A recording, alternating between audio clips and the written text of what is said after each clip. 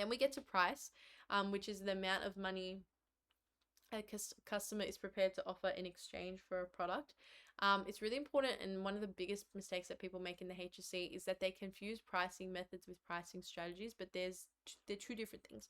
So what a business does first is they set, using a price method, a base price, and then they use different strategies at different times to adjust that price. So for example, when the new phone comes out, they set that base price, but if I go and buy an iPhone 10 now, it's a lot cheaper than when the iPhone 10 first came out, because now there's heaps more phones that have come out since.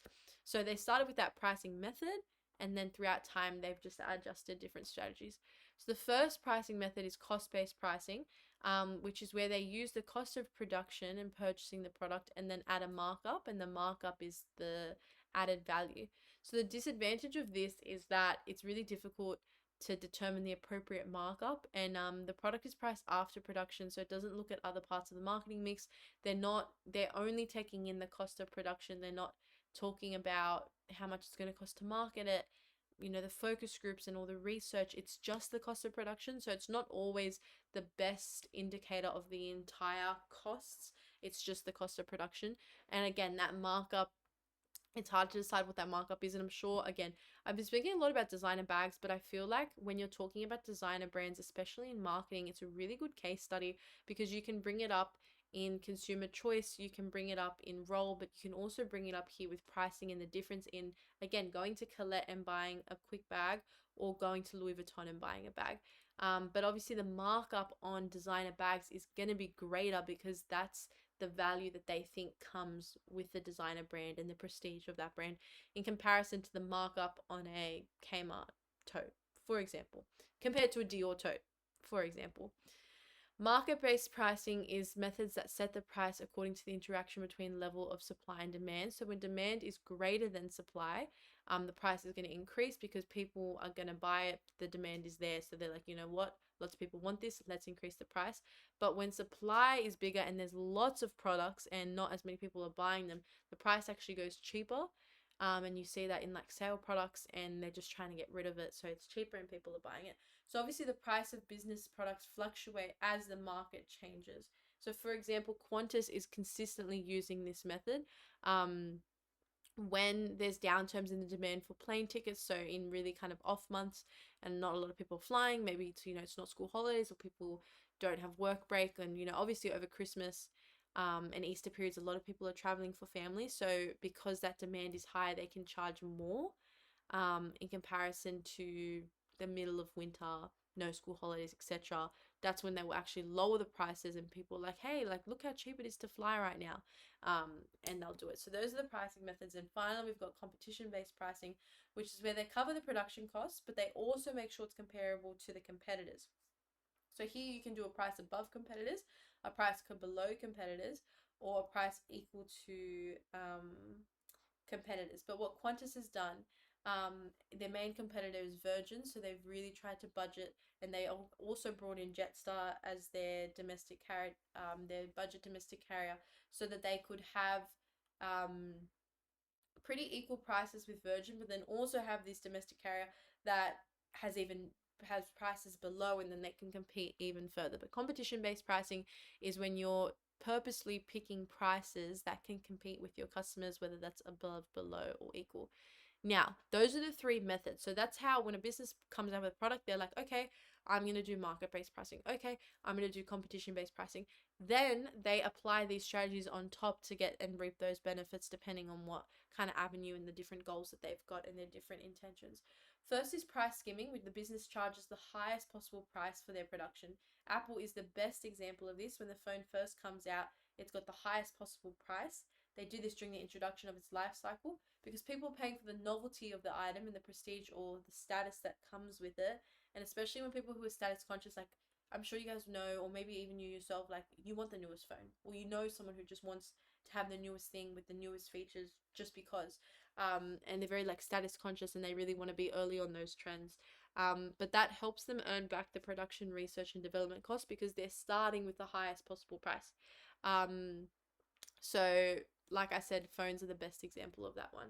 Then there's price penetration, where businesses charge the lowest price possible for a product in order to achieve maximum market share. So the best example of this and really good ones are Audi. I like to talk about Audi price penetration because in the early stage, they're not setting a really high price, they're selling a really low price. Still obviously covers the cost of production, but they can compete even more because the price is so much lower and they've really penetrated with that smaller price in that initial starting phase. And that's attracting customers, and it actually discourages competitors from entering the market. And when you look at Audi, who compete, like obviously Woolworths and Coles compete with Audi, but everybody knows Audi's the cheapest because they have the lowest prices. So the disadvantage that comes with that is that Audi has, since they first opened, actually raised their prices a bit, and they're actually a little bit more expensive when they started. But it was very hard for them to do that because they started with this low initial, where the cheapest grocery store. So to kind of change that and now up their prices, because obviously they want profit maximization, back to roll, has obviously been a struggle. There's loss leaders. That's when a product is sold at or below the cost price. So businesses do this in the hopes that the consumer will enter the store, buy the discounted item, and then be incentivized to buy more full price goods. And then if they're successful, they actually earn back the money. And it's best used when the business is overstocked. So a really good example of this, again, I said I'm going to stop with makeup, but I won't. Mecca, but also Cotton On. You know when you go to Cotton On, and there's just all the extra little stuff there. Like there's hand sanitizers and there's water bottles, but Mecca too. Oh, Mecca, when I'm waiting in the Mecca line, if you know, you know, I will always pick up a mini thing that I don't need. I don't need, I did not ask to buy it, but it's there. Even when you're just at Woolworths and you know you're waiting for the self-serve and you know there's gum there, or there's a water, or there's like a bottle, for me chocolate milk, it's gonna do it every time, or there's a little chocolate, like you're coming home with me, and I didn't even ask. But all of that are those loss leaders, and they're just those products that are there, and you're incentivized to buy more full price goods um because it's there. So, for example, a supermarket sells everyday staple products like milk and eggs as loss leaders to entice customers. While browsing, they're likely to purchase additional, more profitable products which put the supermarket ahead. So, bread and milk now, and eggs are loss leaders because they're sold really cheap. I'm like, oh, I need to go to the grocery store. Oh, I need to go to Woolies. I need bread. When will you ever leave with just bread? Something else is coming as well. All the extra stuff you buy, and I'm sure you guys would have heard your parents say like, oh yeah, I'm gonna go just quickly to the grocery store. They come back with bags and you're unpacking the groceries and you're like, oh, I thought this was gonna be a quick run, and then you spend the next 10 minutes unpacking the groceries.